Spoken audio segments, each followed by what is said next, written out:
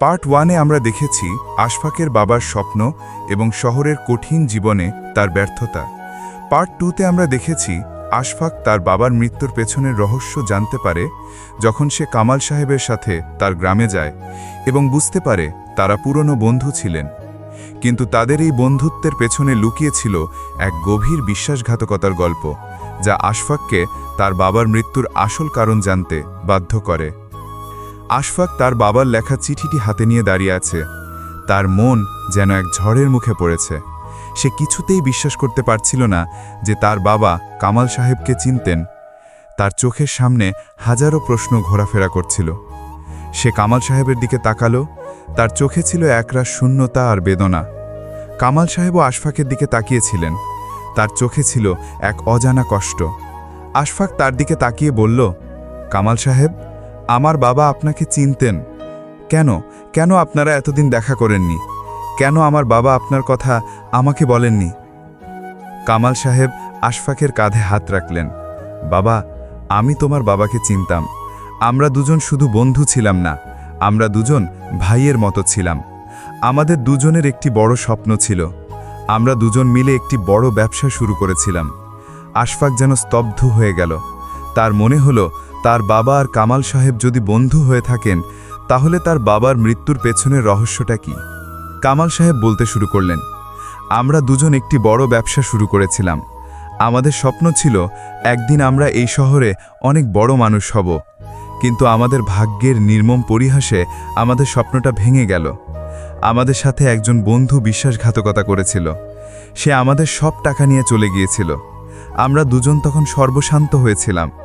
তোমার বাবা তখন অনেক ভেঙে পড়েছিলেন। তিনি তার এই ব্যর্থতা মেনে নিতে পারেননি। এরপর তার বুকে ব্যথা শুরু হয়। ডাক্তার বলেছিলেন তার এই রোগটা মানসিক চাপের কারণে হয়েছে। আমি তাকে অনেকবার বোঝাতে চেয়েছিলাম, কিন্তু তিনি আমার কোনো কথা শোনেননি। আশফাক তার বাবার কষ্টের কথা শুনে তার চোখ দিয়ে জল গড়িয়ে পড়ল। সে তার বাবার দুঃখের কারণটা বুঝতে পারল। তার মনে হলো তার বাবার মৃত্যুর পেছনের কারণটা হয়তো কামাল সাহেবের কারণেই হয়েছে। সে কামাল সাহেবের দিকে তাকিয়ে বলল, তাহলে আপনারা কেন আমার কাছে সত্যটা লুকিয়েছেন? কামাল সাহেব বললেন, আমি তোমাকে সত্যটা বলতে চেয়েছিলাম, কিন্তু আমার মনে হয়েছে তুমি যদি সত্যটা জানতে পারো তাহলে আমাকে তুমি ঘৃণা করবে।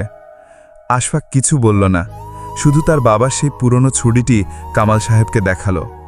ছবিটির দিকে অনেকক্ষণ ধরে তাকিয়ে রইলেন। তারপর বললেন, বাবা, আমার জীবনের সবচেয়ে বড় ভুল ছিল তোমার বাবার কাছে সত্যটা লুকানো।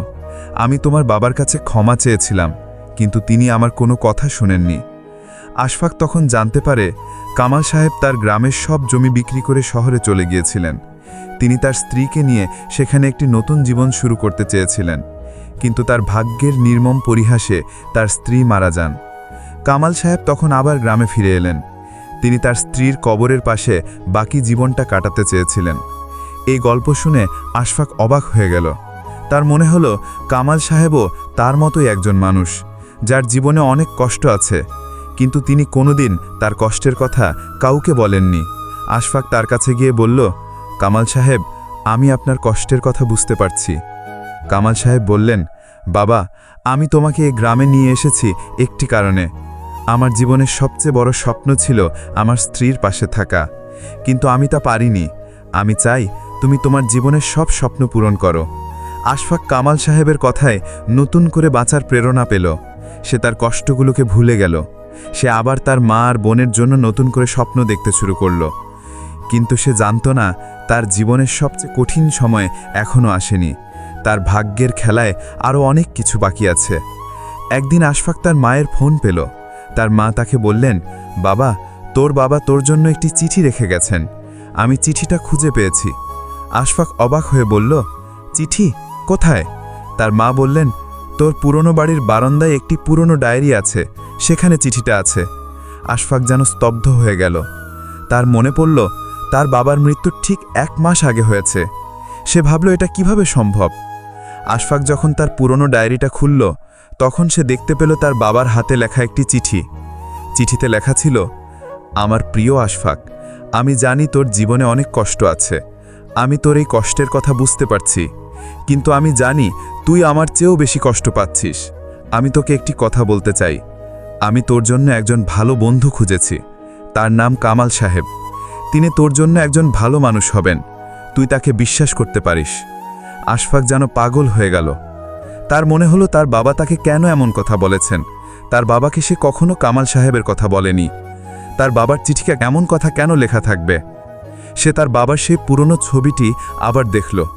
ছবিটি দেখে তার মনে পড়ল তার বাবা এবং কামাল সাহেব দুজনেই একই সময়ে একই গ্রামে ছিলেন। এটা কি করে সম্ভব? তার বাবার মৃত্যুর পেছনের রহস্য কি কামাল সাহেব, নাকি তার বাবার সেই পুরনো বন্ধুর বিশ্বাসঘাতকতা? আশফাক কামাল সাহেবের কাছে গেল। সে কামাল সাহেবকে তার বাবার চিঠিটি দেখালো। কামাল সাহেব চিঠিটি পড়ে অবাক হয়ে গেলেন। তার চোখে জল গড়িয়ে পড়ল। তিনি আশফাককে বললেন, বাবা, আমি তোমার বাবাকে চিনতাম, আমি তার বন্ধু ছিলাম। আশফাক যেন স্তব্ধ হয়ে গেল। তার মনে হলো তার বাবা আর কামাল সাহেব যদি বন্ধু হয়ে থাকেন, তাহলে তারা কেন এতদিন দেখা করেননি? কেন তারা একে অপরের কথা বলেননি? আশফাক কামাল সাহেবকে জিজ্ঞেস করল, কামাল সাহেব, আমার বাবা যদি আপনার বন্ধু হয়ে থাকেন, তাহলে আপনি কেন আমাদের খোঁজ নেননি? কামাল সাহেব কোনো কথা বললেন না। তিনি শুধু আশফাকের কাঁধে হাত রাখলেন। তার চোখে জল আর মুখে এক গভীর বেদনা। তখন আশফাক জানতে পারে তাদের দুজনের মাঝে লুকিয়ে আছে এক বিশাল রহস্য। যে ব্যক্তি তাদের সাথে বিশ্বাসঘাতকতা করেছিল, সে এখনও জীবিত এবং শহরের এক প্রভাবশালী ব্যবসায়ী। তার নাম জানতে পেরে আশফাক অবাক হয়ে যায়, কারণ সে তাকে চিনত। সে তার কাছে একটি চাকরি চেয়েছিল, কিন্তু সে তাকে প্রত্যাখ্যান করেছিল। গল্পের এই নতুন মোড় তোমার মনকে ছুঁয়ে গেলে পরের পর্বের জন্য অপেক্ষা করো। জীবনের এই অসমাপ্ত গল্পটি শেষ পর্যন্ত শুনতে আমাদের চ্যানেলটি সাবস্ক্রাইব করে পাশে থেকো। পর্ব 4 আসছে খুব শীঘ্রই।